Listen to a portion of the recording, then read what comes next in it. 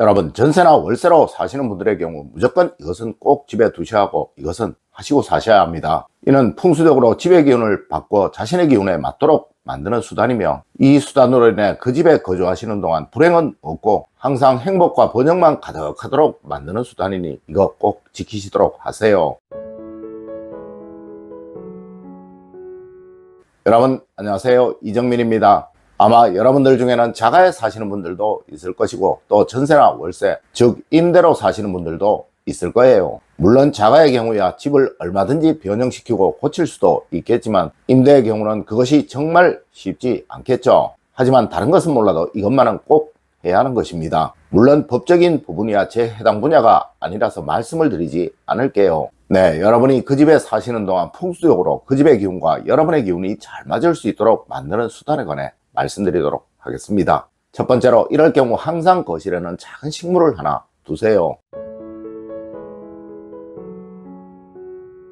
여러분, 실제로 주인이 사는 집의 경우는 생기가 부족할 경우가 거의 잘 없습니다. 네, 그 집에 오래도록 살게 되면 그 집의 기운과 주인의 기운이 비슷하게 되도록 변형이 되기에 그러한데요. 현대처럼 임대를 한 경우, 그러니까 전에 살던 사람도 임대인이었고 나도 임대인이고 나의 뒤에 살 사람도 임대인인 경우는 정말 웬만해서는 그 집의 기운이 가족의 기운과 비슷해지기가 아주 어렵다는 것이죠. 맞습니다. 전자의 경우는, 그러니까 집 주인이 오랫동안 사는 경우는 정말 집과 맞지 않는 경우를 제외하고는 집으로 인한 문제가 발생하기가 쉽지 않아요. 하지만 후자의 경우는 거의 대부분의 사람들이 집의 기운을 얻지 못하는 삶을 살게 된다는 것이죠. 하여 꼭 두어야 하는 것이 바로 생기며, 이를 대표하는 것이 바로 거실에 두는 작은 식물입니다. 네, 새를 들어가서 사시는 분들이시라면 집에 반드시 두어야 하는 것이 바로 이것이라는 것이죠. 여러분, 그래야 그 집의 기운을 충분히 얻는 삶을 살게 됩니다. 두 번째로, 여러분 반드시 목구멍은 막고 살아야 하는 것입니다.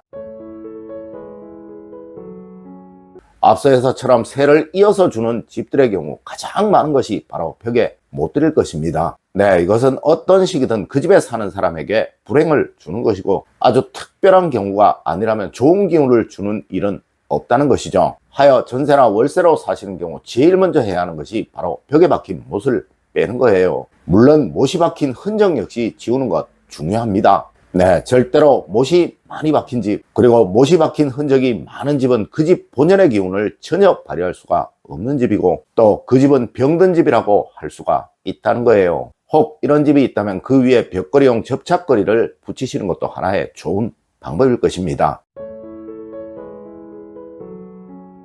세 번째로, 벽에 그림이 붙여졌던 흔적 꼭 막아야 합니다.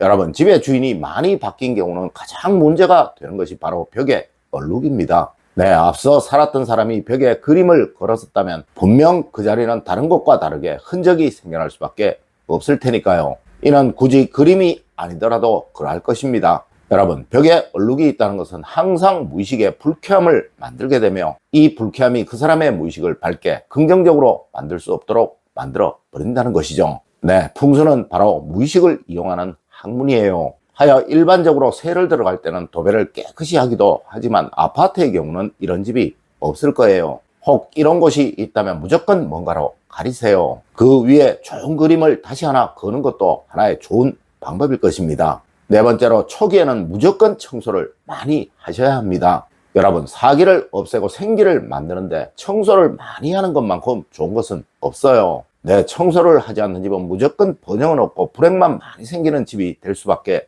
없다는 것이죠. 특히 전세나 월세가 이어지는 집의 경우는 무조건 앞사람의 기운이 남아있을 수밖에 없고, 그 기운은 절대 여러분에게 좋은 기운을 주지 않습니다. 네, 전세로 들어가서 월세로 들어가서 초기에 청소를 많이 하지 않는 사람은 그 집에 사는 동안 정말 웬만해서는 하는 일들에서 성취를 쉬 얻을 수가 없게 되고, 또 가족 간에도 화목이 쉬 생겨날 수가 없게 된다는 것이죠. 물론 이는 신축이 아니라 원래 다른 사람이 살았던 집을 구매하여 들어가는 사람 역시도 해당이 되는 아주 필수적인 거예요. 네, 초기에는 정말 심하다 싶을 만큼 청소를 하세요. 그것이 그 집의 기운을 여러분의 기운과 일치시키는 가장 좋은 수단입니다. 다섯 번째로, 여러분 고층이면 물을 두고 저층이면 책을 두십시오.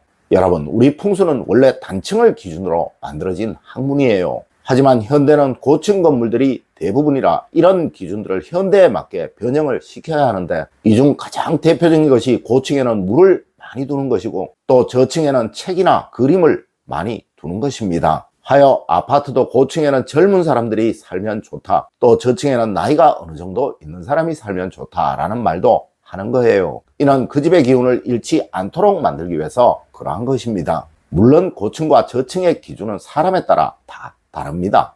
본인이 생각하여 높은 층이다 싶으면 고층, 또 낮은 층이다 싶으면 저층이라고 생각하시면 된다는 것이죠. 6번째로 주방 화구 근처는 무조건 단정히 만드세요. 여러분, 우리 풍수는 무조건 재물복의 상승을 가장 우선시하고 또 재물복이 살아날 수 있는 조건을 만드는 것을 가장 우선적으로 생각을 합니다. 하여 어느 집이든 새로 들어갈 때 환기가 잘 되는 곳인가, 또 물의 문제가 생기지 않는 집인가, 그리고 주방이 얼마나 청결한가, 화장실이 얼마나 단정한가를 무엇보다 중요하게 생각을 해야 한다는 거예요. 특히 그 중에서 재물복을 나타내는 곳은 주방이고 이 중 화구 근처는 무엇보다 중요하다는 것이죠.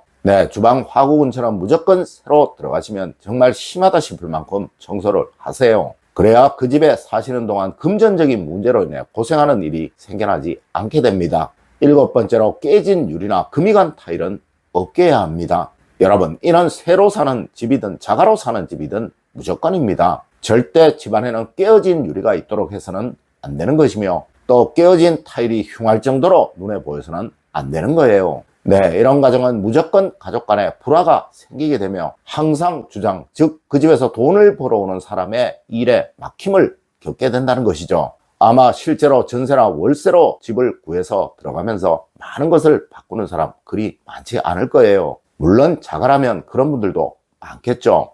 다른 것은 몰라도 유리 깨어진 것은 절대로 집안에 없도록 하세요. 이것만은 무슨 일이 있어도 해결하시는 여러분이 되십시오.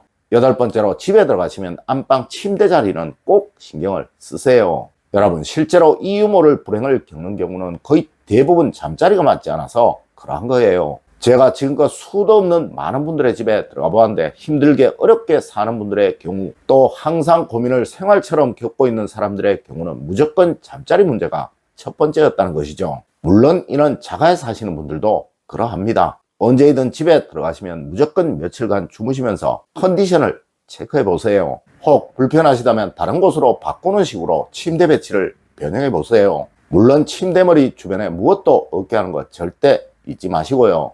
여러분, 오늘은 전세나 월세로 사시는 분들을 위한 풍수법을 이야기해 드렸습니다. 오늘 제가 알려드린 이야기 꼭 명심하시길 부탁드리며 오늘의 이야기를 마치도록 하겠습니다. 늘 올바른 학문과 올바른 지식을 여러분들께 전하도록 노력하겠습니다. 여러분, 긴 시간 감사드립니다. 감사합니다.